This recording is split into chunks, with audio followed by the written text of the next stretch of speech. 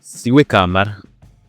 Uyu mugani wakomotse ku mugaragu wa Muvunyi Karema witwaga Kamara mu ipfa ry'Ibisumizi bya Ruganzu ahasaga mu mwaka w'1500.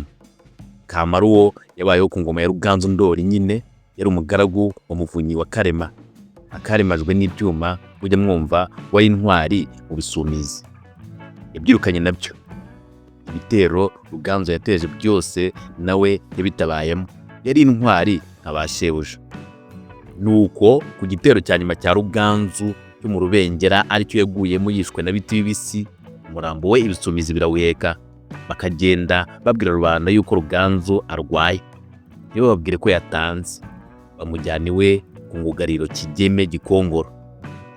Bamutungukanye ku munyanzoga wa Rusenge, nawe bamubwira ko Ruganzu arwaye. Rusenge abaha inzoga baranywa, bamaze gusinda havamo umwe mu Bisumizi abwira Rusenge ko Ruganzu yatanze. Rusenge byumvise ko shebuja yapfuye, agwa mu kantu biramubabaza cyane, aca munsi y'urugo akaba igiti cy'umuvumu akimanikamo arapfa. Ibisumizi bigumya kumutegereza baramubura, bamwe bararyama abandi basigara baraririye umurambo wa Ruganzu. Mu gitondo babona Rusenge aho yimanitse, bahera ko baheka umugogo wa Ruganzu bawujyana i Rutare barawutabaza. Bamaze kuwutabaza cyangwa se kuwushyingura bashyira nzira bataha ku Ruyenzi. Mu gitondo bafashamo bataha mu Ruhango, bukeye bahava ku Gasusuruko. Ubwo bajyaga kwa Ruganzu bashya na Mara mu Busanza. Bageze mu Butansinda bwa Kigoma na Muyange bahura n'ingemu kwa Ruganzu babagemuriye, baricara baranywa. Bamaze gusinda havamo umwe ati kandi basha burya Rusenge turusha ubugabo. Abandi bati kuki?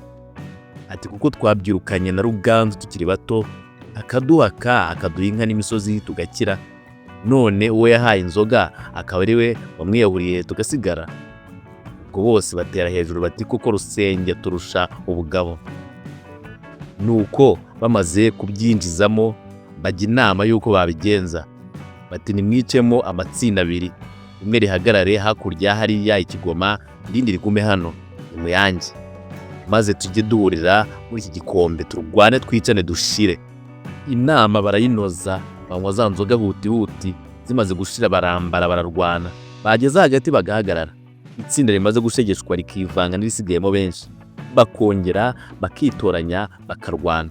Bityo ku ndunduro abarimo Muvunyi na Kamara bamara abo bahanganye, hasigara icyo gice barimo. Nabwo bongera kwicamo ibindi bice bibiri, nanone ikirimo Muvunyi na Kamara kimara ikindi, bongera kwicamo kabiri, birongera biba kwa kundi. Noneho hasigara Muvunyi na Kamara bombi basa.